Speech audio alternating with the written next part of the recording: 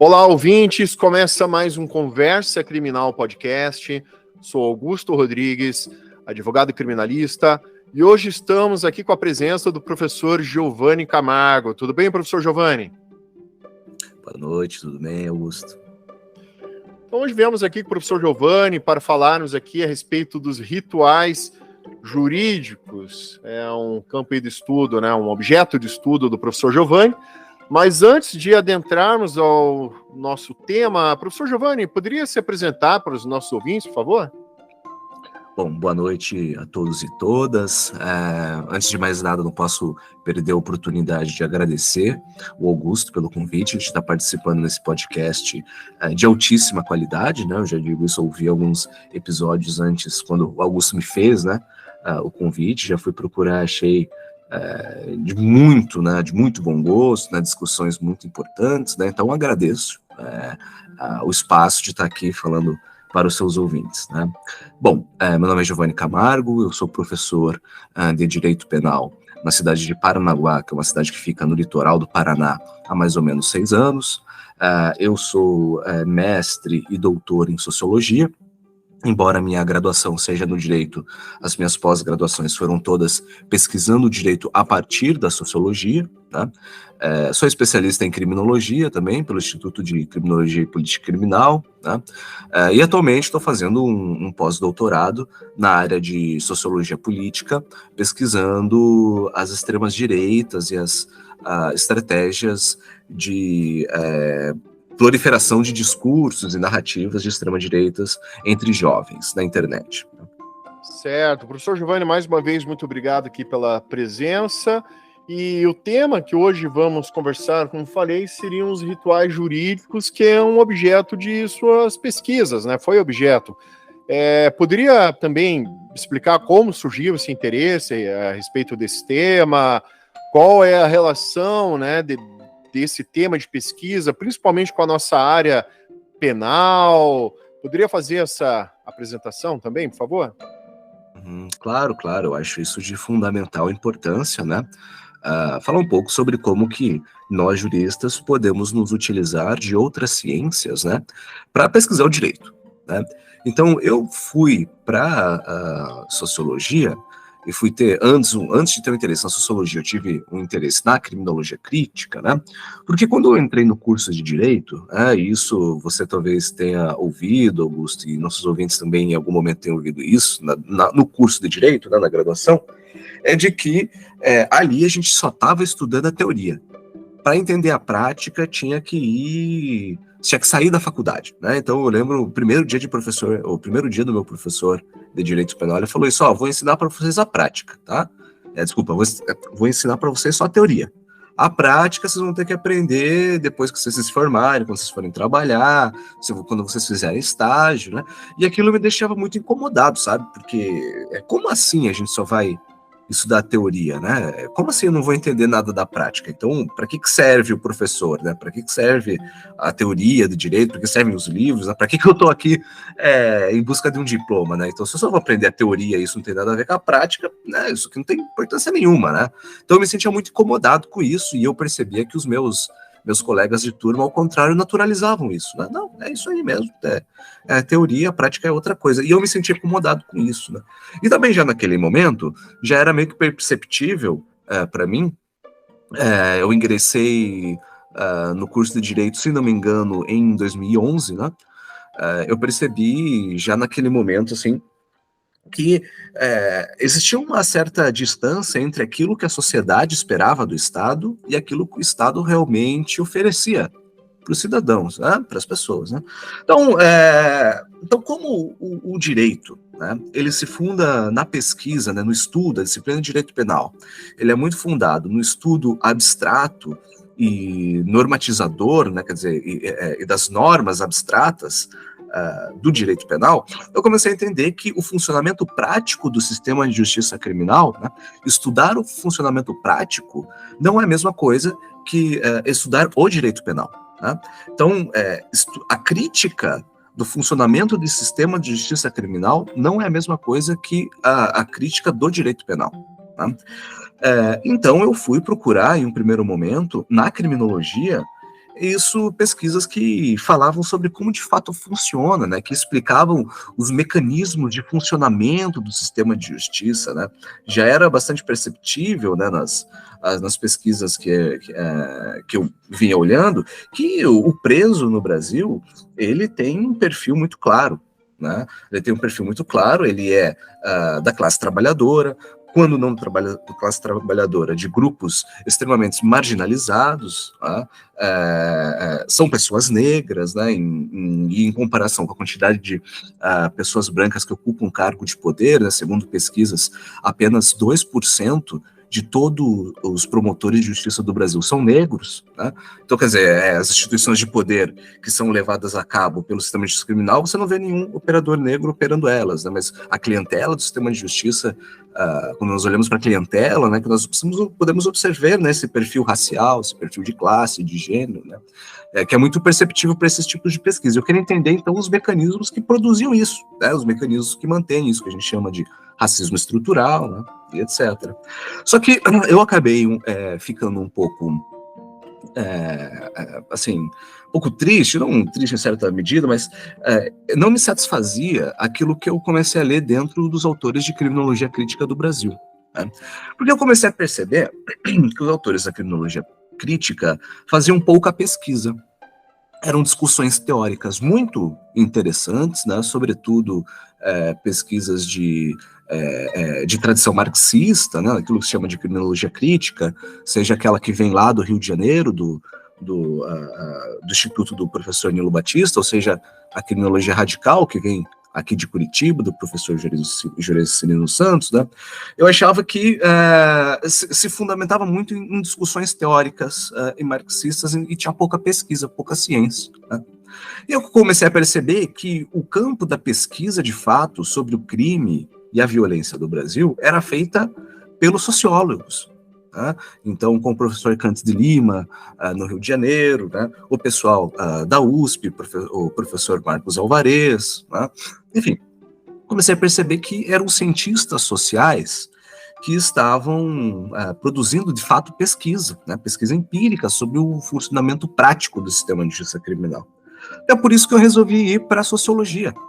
Resolvi ir para a sociologia, porque, primeiro, né, eu tenho afirmado isso com bastante frequência, o pessoal do direito tem ficado chateado comigo, né? Mas é que eu costumo afirmar que o direito não é uma ciência, né? Ele não é uma ciência porque ele não consegue explicar como as coisas são, né? Ele explica como as coisas devem ser, né? Ele se fundamenta, inclusive, numa doutrina, né?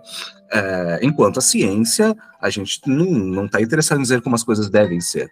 A gente estuda a prática, né, com métodos objetivos para análise da realidade empírica, né?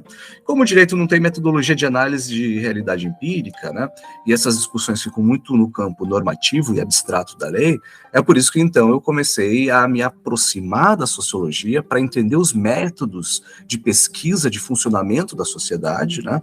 E aí eu acabei aderindo a metodologia da etnografia, né, que é observar o funcionamento prático, né, e aí, enfim, comecei a fazer o mestrado, depois fui para o doutorado, né, e até hoje eu acho que a sociologia é uma ferramenta, uma ciência muito importante, muito potente para quem estuda o direito, porque ela é capaz justamente de romper apenas com a filosofia do direito, né, quer dizer, a gente observar a realidade como ela funciona, tá? Acho que seria mais ou menos isso. E interessante os seus comentários, professor Giovanni, a respeito da questões que até comentamos aqui no nosso programa sobre o recorte, né, de classe e racial das pessoas que ocupam esses espaços de poder, né, sejam os julgadores ou os acusadores, né, que são os promotores, e também quem é a clientela desse sistema penal, né? Num programa recente que falamos sobre política de drogas e racismo, né, vimos que o número de pessoas negras encarceradas é muito maior, né, se comparado ao de pessoas brancas. Em contrapartida, como até o professor Akhenaton comentou nesse episódio passado, numa pesquisa que ele tem feito, né, justamente sobre o perfil dessas pessoas que ocupam esses cargos, né, de juiz e promotores, Curiosamente, o número de pessoas de origem asiática, né, oriental, né, japonesa, principalmente, é um número muito grande, né, em números proporcionais, né, então realmente tem que ser estudado essas questões desse recorte de classe que tem tanto, né, nesses espaços de poder como da clientela do sistema penal, que sabemos que são pessoas negras, de baixa escolaridade, oriundas da classe trabalhadora, como o professor falou, ou também muito da reserva industrial do mercado, né, pessoas que não estão nem inseridas mesmo, né, no mercado de trabalho, né. E outra coisa também, um ponto interessante que o professor citou é o fato do direito não ser entendido como ciência, né, e eu também engrosso esse coro do professor Giovanni, porque, a meu ver, também o direito não é uma ciência, né? A explicação do professor Giovanni dispensa acréscimo aí, assina embaixo, mas eu digo, e que eu gosto de sempre repetir nos episódios, né? O direito, ele não é simplesmente um fruto da natureza, ele não surge assim da terra ou dos céus. Não, o direito, ele é fruto das relações de poder. Basicamente isso, fruto das relações de poder, é assim que vem o direito, é assim que vem o ordenamento jurídico, né? E outra coisa interessante também que o professor Giovanni citou, sobre essa questão também da nossa criminologia radical, que tem também uma forte influência marxista e teórica, né, como o professor citou, e por isso o professor também buscou fazer pesquisas mesmo, né, relacionadas a dados concretos, né, da nossa realidade. E assim, na minha humilde opinião, eu entendo que o seu método de pesquisa, né, o fato de pesquisar em si é muito mais marxista do que simplesmente estar na teoria, né, considerando que a lógica marxista está ligado ao materialismo histórico dialético, né? Então, entendo que, sim, tendo essa influência marxista, esse viés marxista, é importantíssimo também analisar esses dados a partir da realidade, né?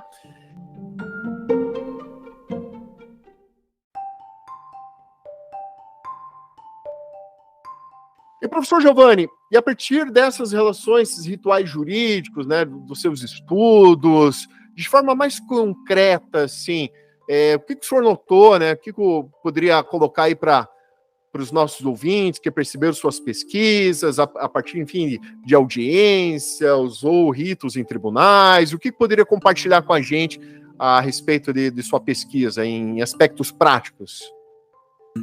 Sim, então, Augusto, como, né, então, só para fazer uma ligação que eu estava falando antes, né, então, como eu estava muito interessado em entender como, de fato, o sistema de justiça criminal funciona na prática, né, então, me desligando da discussão abstrata e normativa da lei, é que eu optei por um método, né, que ele é da antropologia, mas nós usamos nas ciências sociais como um todo, que é a etnografia, que é você entender o funcionamento, né, e a lógica de funcionamento de determinado grupo social a partir da observação direta.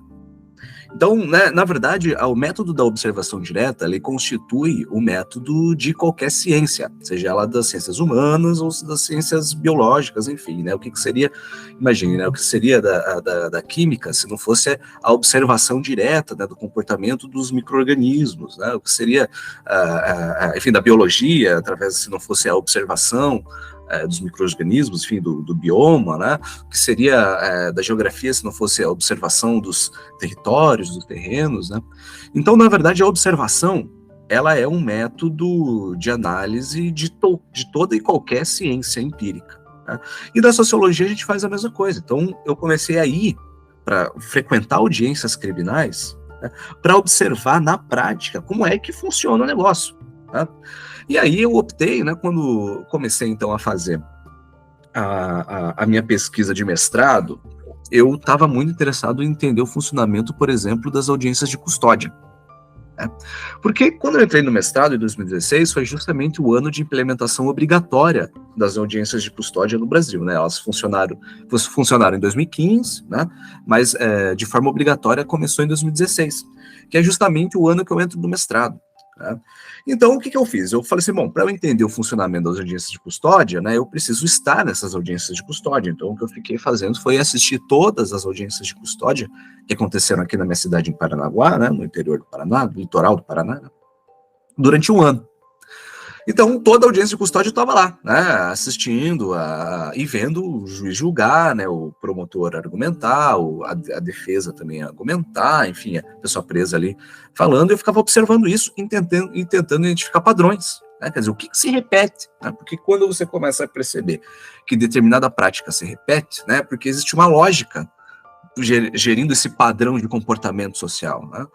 Então, assim, primeiro de tudo, né, a primeira coisa que eu comecei a observar antes de fazer a análise das audiências de custódia propriamente dentro das audiências, né, foi que existia um discurso, assim, contrário às audiências de custódia muito forte. Em tudo quanto é lugar que você procurava, assim, de promotores, manifestação de juízes, de delegados, todo mundo era contra a audiência de custódia. E eu lembro até na época saiu aqui no jornal local, foi matéria de capa, assim, né? O que você acha das audiências de custódia? E daí era uma entrevista que se fazia com pessoas na rua, né? Aí o jornal, não se sabe qual era a pergunta que fazia, porque só tinha o relato da pessoa, né? E daí todo mundo que era entrevistado sobre audiência de custódia, né? Você imagina, pessoas sem formação em direito, assim, né? Sem pessoas aleatórias na rua respondendo isso, né?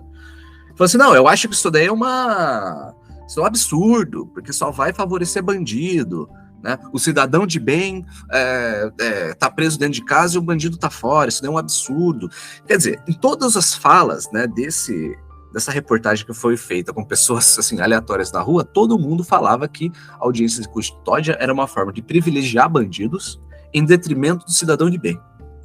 Então, a implementar lá em 2016, sabe, Augusto, o discurso que se operava, que se fazia sobre a audiência de custódia, naquele momento que elas estavam surgindo, era um discurso que taxava as audiências de custódia como uma forma de privilegiar bandidos. Né? Então, eu via, inclusive, essas duas palavras, né, bandidos e cidadão de bens, que depois eu vou entender como na verdade, uma fronteira moral, vou chamar disso, né? São identidades que são utilizadas para se afastar o outro, né, de você, eram questões que eram fundamentais nessa discussão da audiência de custódia. Então, como estava todo mundo falando mal disso, eu resolvi pesquisar para saber por que tanto se falava mal da audiência de custódia. Inclusive, naquela época, a Associação Paulista do Ministério Público ingressou o mandado de segurança, alegando que as audiências de custódia eram inconstitucionais. Né? E aí isso foi julgado, né? Inclusive se julgou pela inépcia da inicial, né? Não teve nem o mérito analisado, né, essa ação da Associação Paulista do Ministério Público. E logo em seguida, né, eu lembro que a Associação dos Delegados de Polícia do Brasil entrou com uma ADI também alegando inconstitucionalidade, né, daquela resolução do CNJ de 2015 que regulamentava as audiências de custódia, e que daí o Supremo julgou, acabou negando, né, a argumentação da Associação dos Delegados de Polícia do Brasil. Isso por quê, né? É porque já que naquela época se entendia que a audiência de custódia ela era uma nova prática, né? Era nova na prática porque ela não existia ainda em 2015, mas desde 1992 já existia a Convenção Americana de Direitos Humanos, da qual o Brasil é signatário, que já obrigava, né, que toda pessoa que era presa fosse entregue sem demora na frente de uma autoridade judicial. Né? Na verdade, já existiu pelo menos, o pessoal fala mais da CAD, né? Mas também tinha o Pacto Internacional dos Direitos Civis e Políticos, né? A Convenção Europeia de Direitos Humanos. Quer dizer, além da CAD, já existiam outros tratados internacionais, né, do qual o Brasil se submetia, que obrigava que toda pessoa presa em flagrante fosse, na verdade nem se fala em flagrante, né? Pessoa presa fosse apresentada a uma autoridade judicial sem demora. Mas aqui no Brasil ainda não existia, quer dizer, então, a previsão legal, né, no campo do direito internacional, mas no direito constitucional e nacional não se tinha audiência de custódia. Né? E aí o Supremo, na verdade, falava, olha, na verdade esse instituto não tem nada de novo.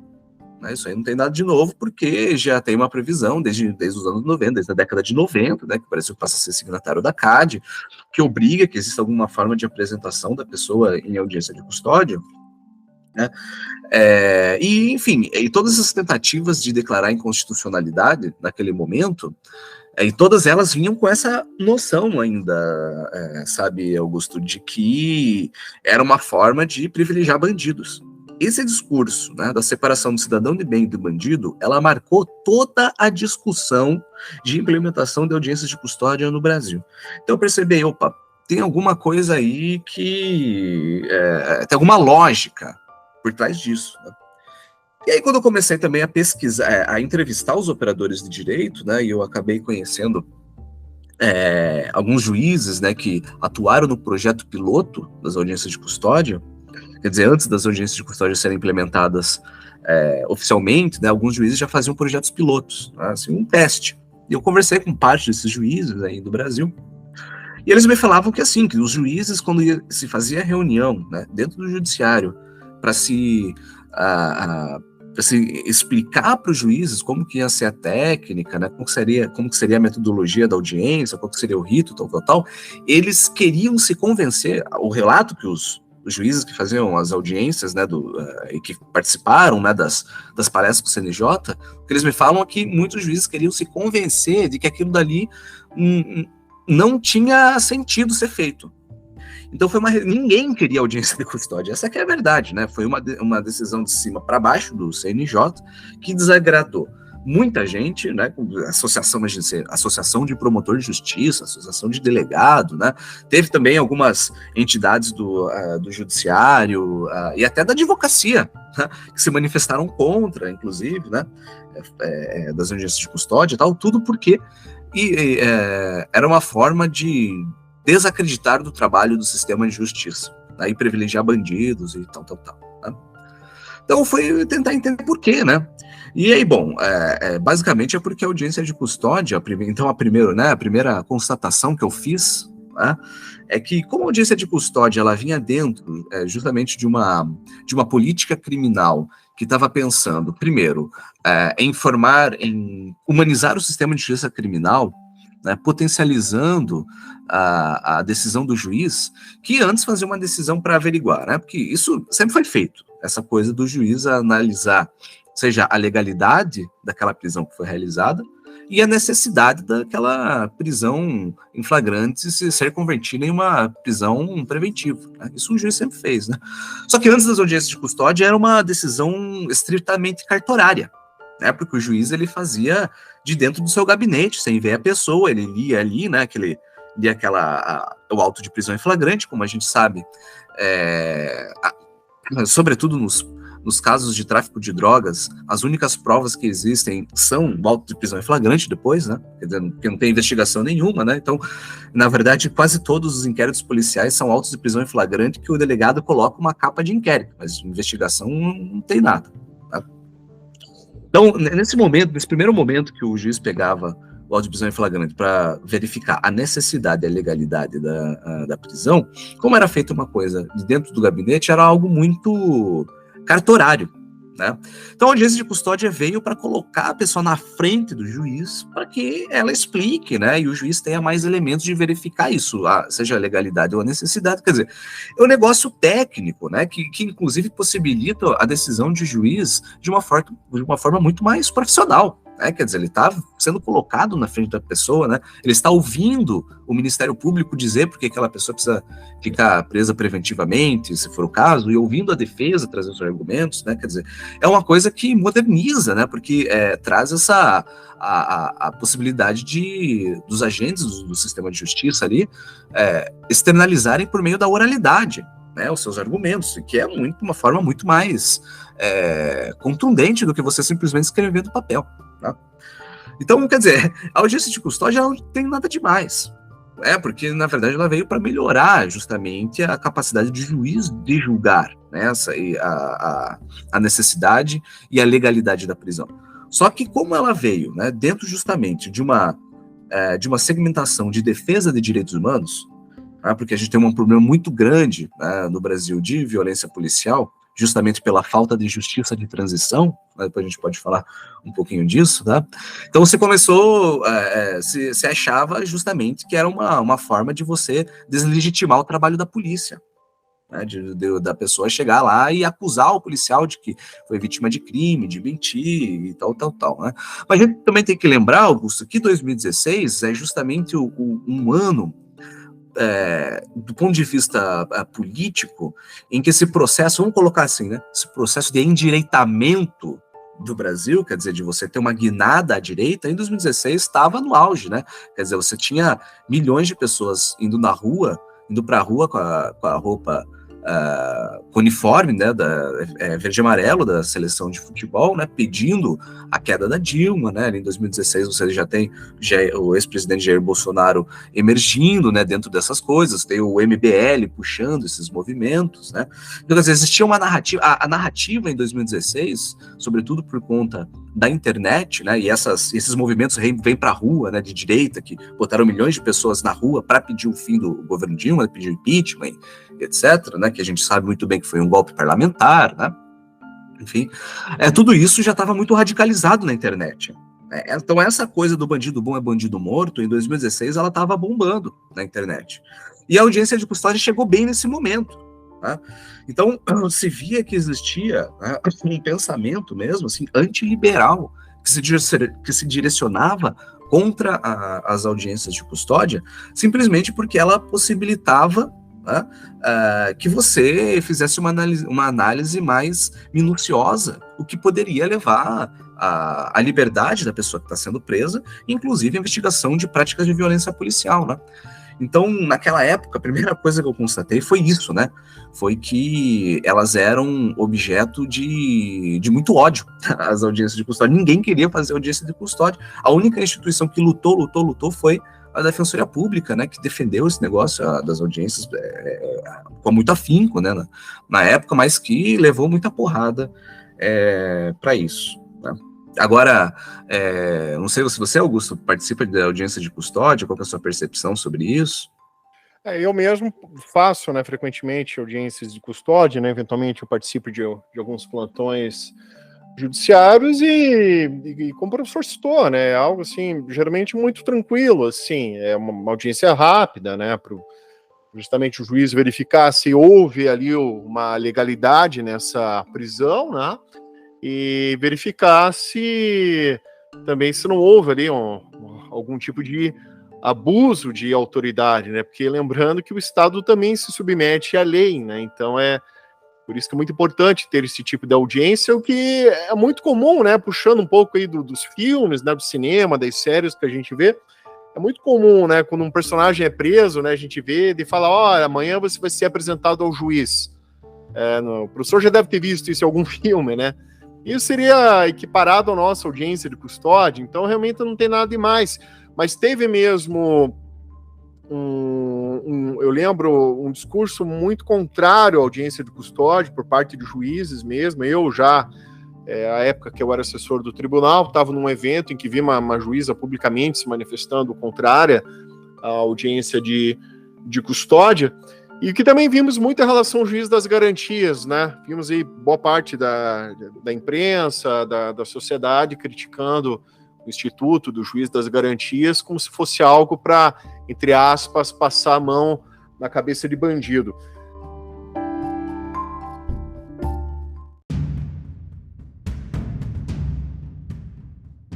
Mas agora o questionamento que eu coloco a respeito da audiência de custódia, por exemplo, isso também vale para o juiz das garantias, em que sentido uma audiência de custódia poderia atrapalhar o trabalho da polícia?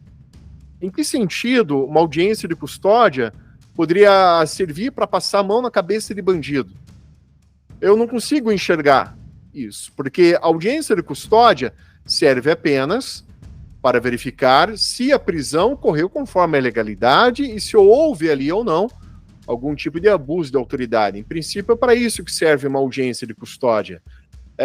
E outro questionamento também que eu coloco é que o sistema de justiça ele serve, vamos chamar assim, como um filtro institucional para separar as pessoas culpadas por determinado delito e as pessoas que devem ser absolvidas por determinado delito, ou mesmo que culpada, né, que seja condenada de uma forma proporcional ao delito cometido, né?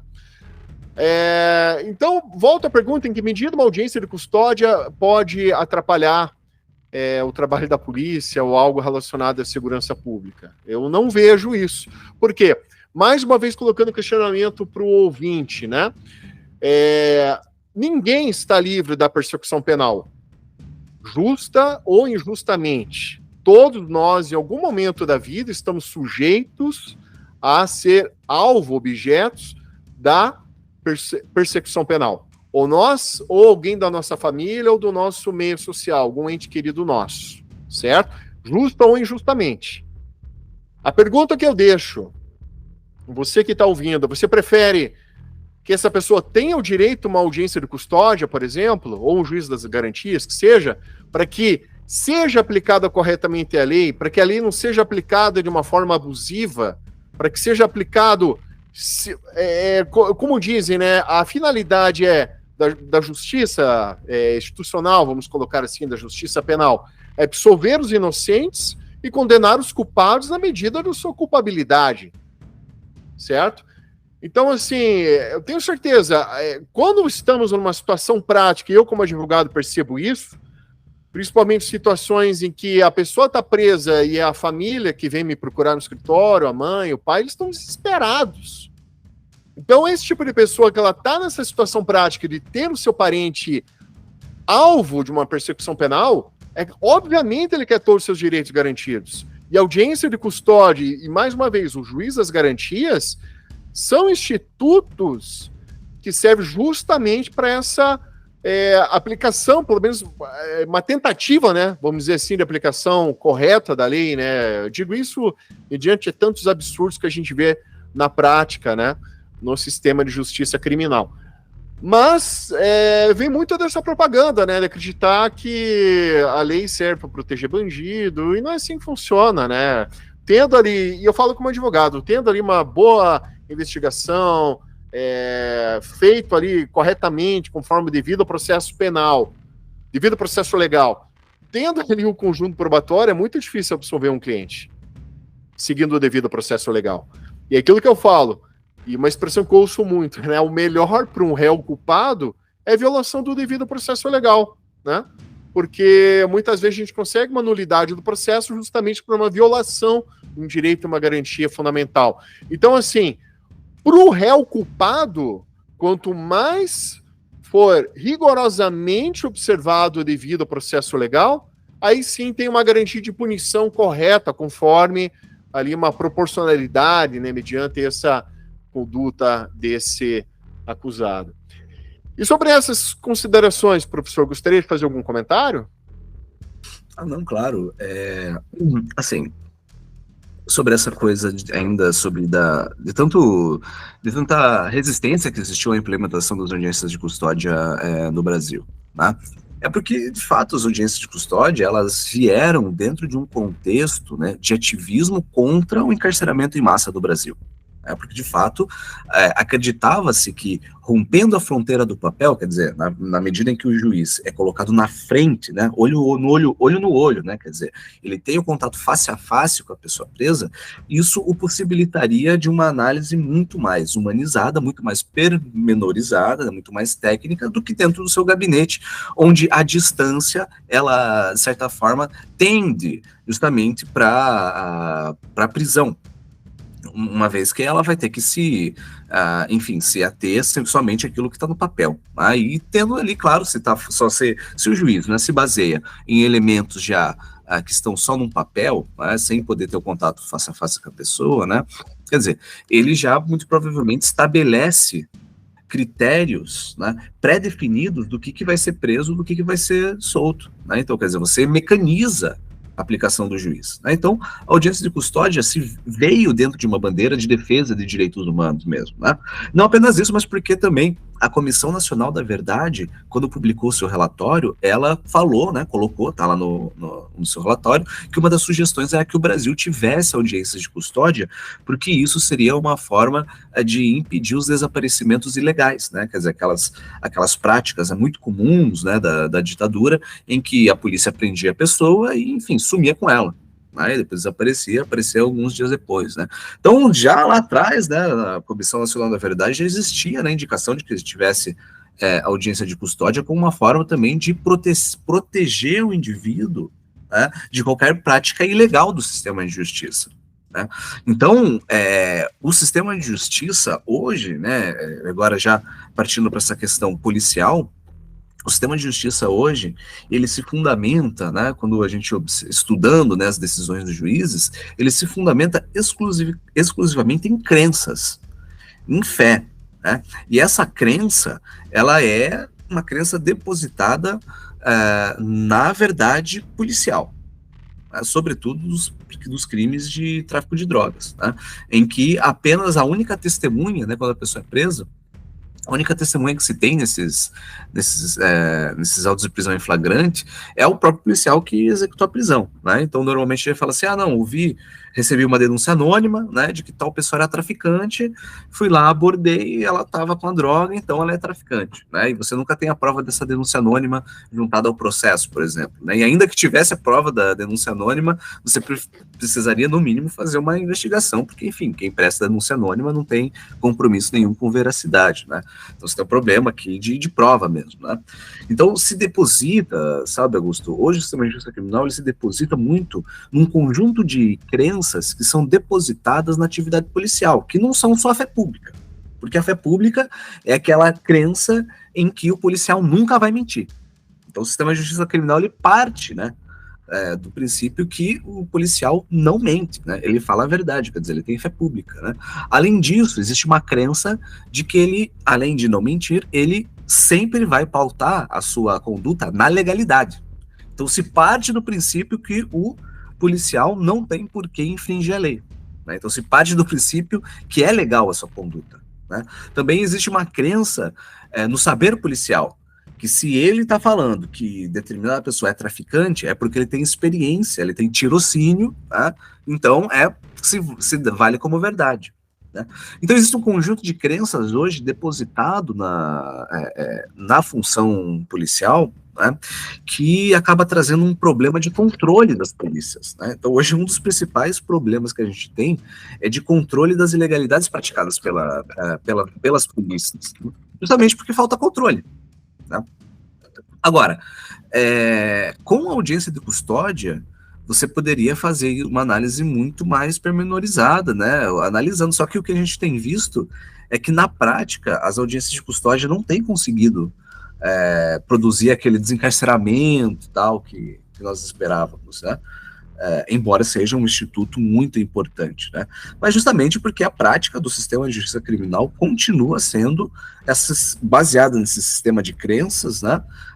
De que o policial tem a fé pública e etc, né? Então quer dizer que a acusação sempre vai atuar dentro da legalidade e que parte-se do princípio que aquele indivíduo que está ali, né, estigmatizado como bandido, né, provavelmente vai mentir.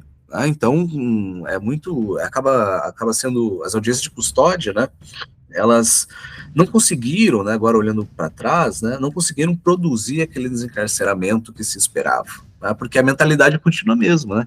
Quer dizer, embora não se produza mais dentro do gabinete uma decisão que converte prisão preventiva, muitas vezes o juiz já chega na audiência já com a decisão tomada. Aí eu vi algumas audiências em que o promotor que chegava na audiência, já com a sua manifestação pronta, antes de ouvir a pessoa, esse cara era entendido como um bom profissional, porque já agilizou aquilo dali, porque a audiência vai terminar rápido, né? Ninguém vai se preocupar muito com aquilo, né? Também tem isso, né? Muita gente era contrária à audiência de custódia porque os operadores do sistema falavam, pô, mais trabalho para mim, né? Mais uma audiência, né? Então você também é visto como uma coisa meio chata, assim, né? Em vários momentos os operadores me colocavam isso, os promotores, os juízes que eu falei, né? Tipo, pô, não precisava, isso é inútil, né?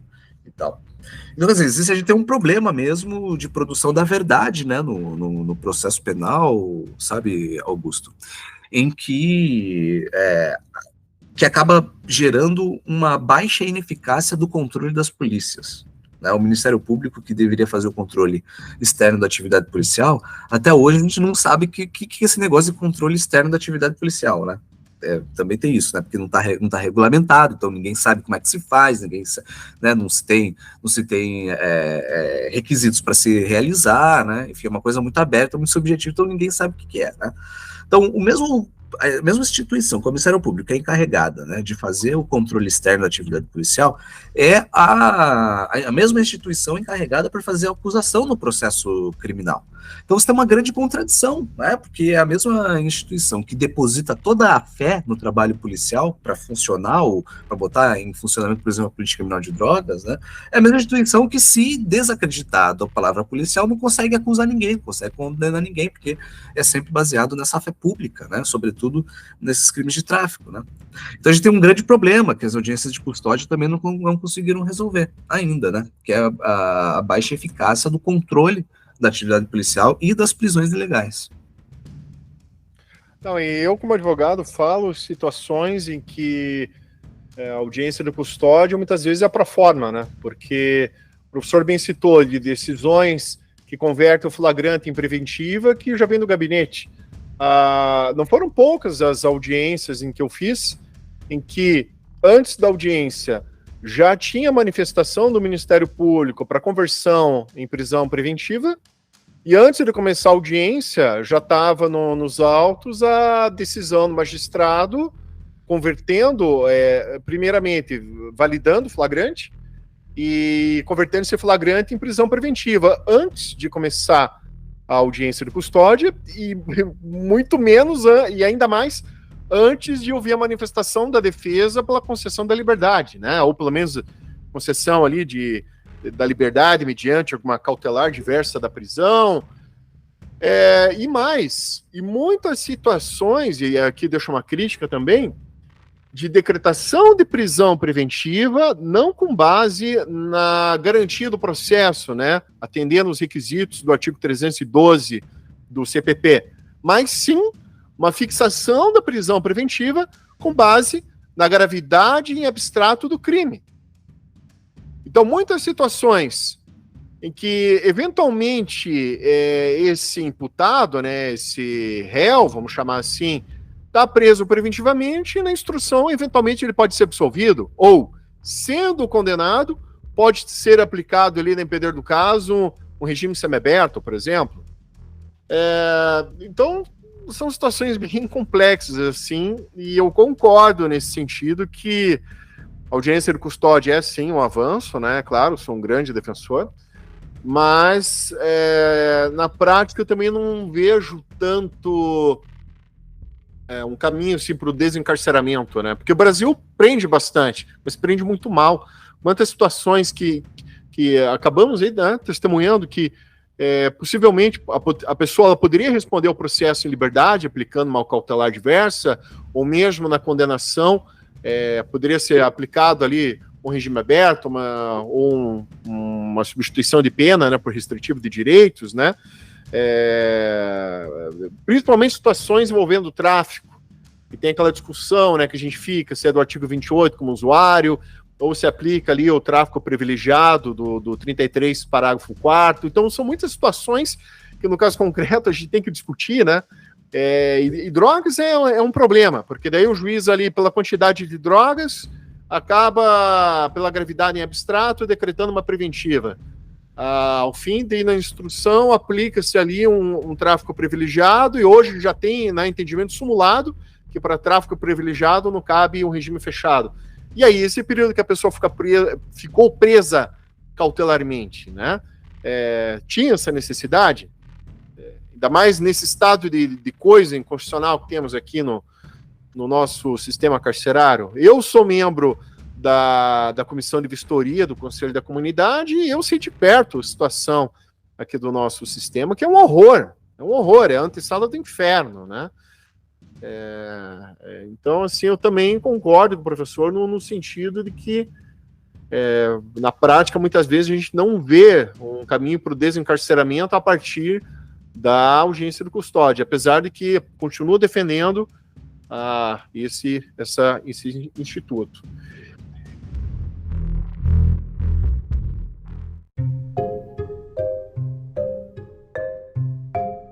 E, professor Giovanni, estamos também caminhando para o final do nosso programa, né? Se também quiser fazer mais algum comentário, algum tema que não trouxemos aqui para o nosso episódio, ou também se quiser já trazer as suas considerações finais, fique à vontade, por favor.